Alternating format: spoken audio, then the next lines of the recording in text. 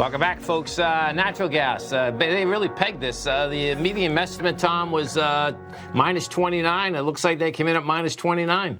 Okay, and the market, I get it up there. We're sitting at about 173. Looking at the May contract, some volatility. Not sure what happened at 3:30 in the morning. Maybe there was just a buyer, but that market continuing to jump around from 178 on Wednesday to 168 on Thursday.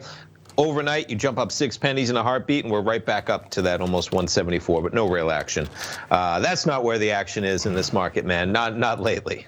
No. And I just want to bring this back 15 years. I'm just curious as to where we are, in general. So let's see. So 161 was the low in 2016. We've hit 151. Wow. Okay. Yeah, this is going to be, it's right, where we are is pretty dicey, man. That's pretty amazing, man. I was just going to throw something out. So talking about, that the market will get over this in terms of the fear and stuff like that. But one of the things that, Fauci, I was watching the press conference, the nightly task force press conference, PR from the president and his team out there. But Fauci, who I enjoy listening to, especially, right? And he was talking about that there's the risk there that this is going to come back around. Right. Towards, did you catch that, Tom? I did. Towards the flu season. Yeah. And I instantly went to the markets because I said, whoa, is the market about to be like, whoa, did you just say this is going to come back around as like a seasonal? And there's the potential there. And it might be rounds of this social distancing, even if you get it together. Now, all of this does come to an end in a year, 18 months when we get the vaccine and whatnot. But you might get a couple rounds of it, and just putting that on people's horizon. If they didn't hear it, it was pretty stark when he said it. I think the president had already left the room. He had. When he said that, which I was like, okay, he finally feels. Yeah. Go ahead. Like he can actually speak truthfully. The president left the podium, left them. He said, hey, guess what? This might come around. Don't think this is like a social distancing period and we're gone. Even if you do get it out of your system, the odds that the global response is immediate, whereas if it trickles back in, you're seeing this in China, you're seeing it in Singapore, you could have to deal with it in a smaller, in terms of the horizon, and all of that potentially in play for the next 12 to 18 months. So, maybe a 2-year horizon is a good horizon where a vaccine's out there, everything's there. I mean, can you imagine the day when the vaccine's out, it's readily available, and you can go, this is like literally a zero fear? Yes.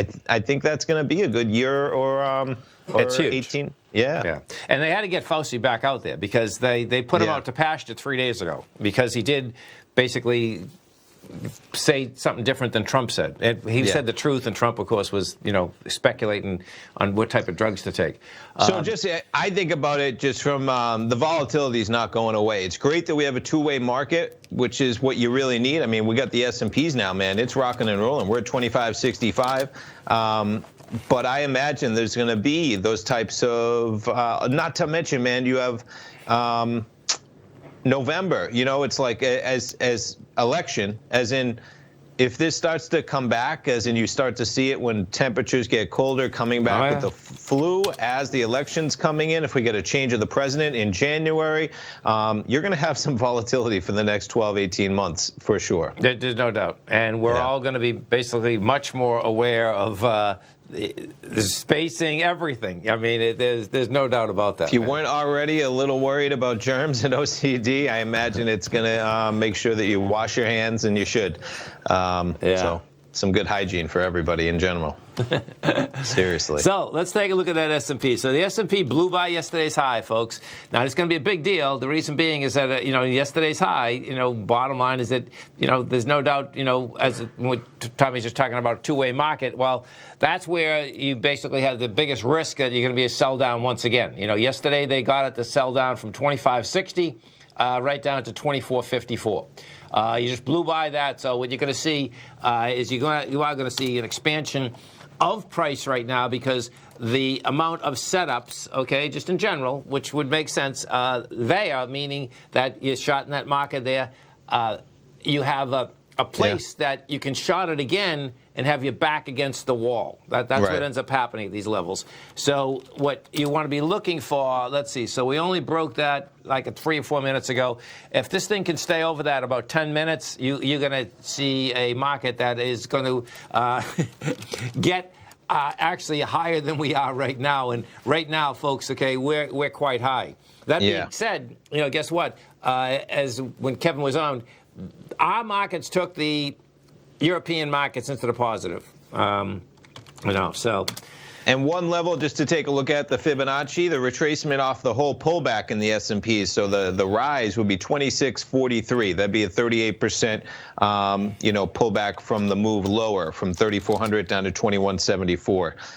So that's still 80 points higher in the S&Ps. Would barely be a 38% pop from that pullback. Oh yeah, hey, let's do that. I want to see that exactly. Look at that. Ooh, that's good. That's heavy. That's a big one, 2645. Yeah. And, the way we're set up right now, which is really cool, is that, what did you say, the House is going to look at it tomorrow? They may vote on it tomorrow. Okay. So we're on Thursday, right? We have an up week. We have a shot that they might vote on it tomorrow. If that's what you got, you'll still get follow through. That's kind of, your probability is pretty good on that, so it's going to be wild. Let's go take a look at the GDX for some of the tigers out here. So the GDX right now, folks, it was up at 27.21. Right now, you're trading 26.60. You're going to need more volume. We need more volume in this GDX right now. Bottom line is that you got higher high yesterday. You got 102 million. The day before was 127. Let me go look at Newmont and Barrick. Those are the two largest weightings. Newmont's good. Newmont wants its high. That high in Newmont was $52. You're at 49 right now. Barrick, we take a look at Barrick.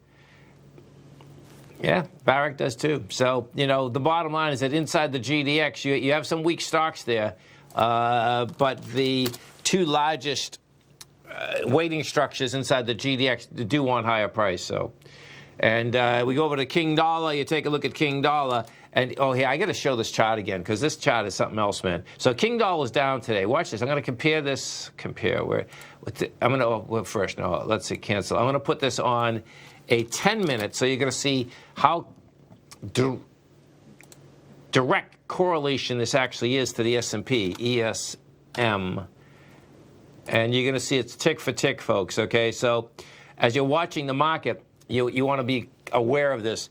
Doesn't mean it's going to last forever, but the last 3 or 4 days, it's been like correlation direct beyond belief. So when you're looking at it, the white line is the dollar going down. The green line is the S&P going up. And you can see it's tick for tick. Every time that the dollar goes lower, S&P goes higher. So we'll see where that is going to go. But right now, that's another helpful sign when you're looking at markets in general. Dow Industrials right now up 840, Nasdaq's up 234, S&Ps are up 86. Don't forget about our open house, folks. Tigers and Tigresses, come on over. It's open house at TFNN, real easy. You're going to see it under featured content.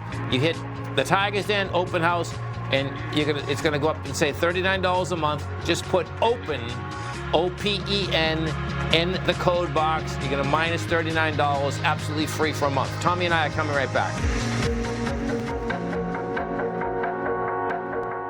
If you're in the CD market and looking for a secure investment, the Tiger First